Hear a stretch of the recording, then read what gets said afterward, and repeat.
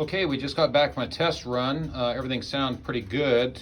These 6-cylinder engines will typically have a fair amount of valve train rattle. You may have been able to hear that when we first took off. It was a little bit more pronounced, and then as we drove and it got a little bit warmer, that kind of went away.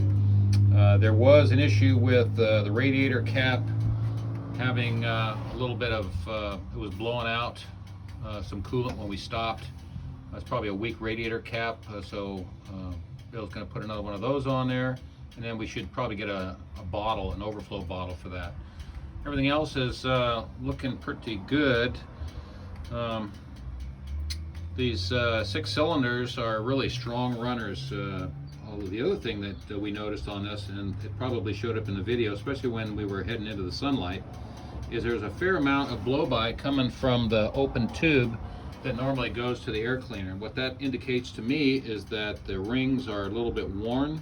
There's a little bit of oil blowing past those rings and being burned in the combustion chamber, and then some of that blow-by that's going past the rings is getting into the crankcase, which is showing up in that valve cover top there. So the fix on that is just keep an eye on it. It will have an effect on your oil consumption, but as long as he doesn't run us out of oil, it should be good to go for a long time.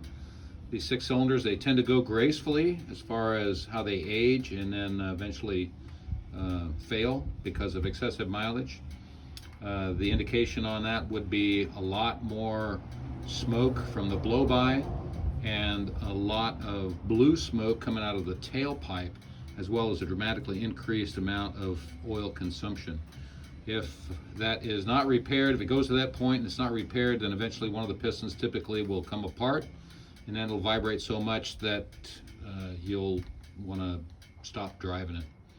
But this also has the high energy ignition system, the HEI distributor, which is a good addition for these old gals instead of the point style ignition system, which caused issues with points where a mechanical breaker set that would wear over time, then the dwell would change, the timing would change, and these high energy ignitions require essentially no servicing.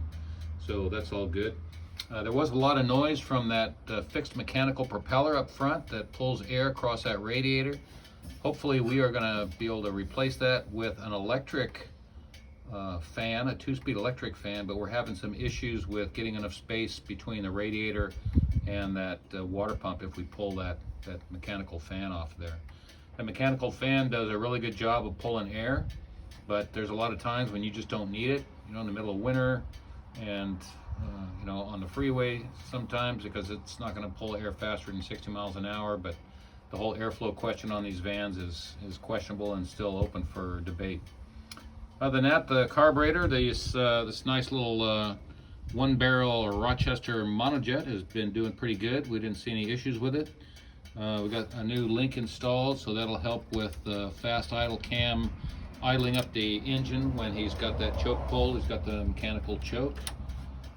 And other than that, there's a few other little minor issues that we're going to fix up, but generally it's good to go. So Bill's going to take this thing and put the air cleaner back on, put the engine cover back on, and we are going to call it a day as far as working on the freaky van.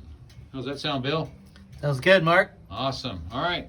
That is the 6-cylinder test drive for today.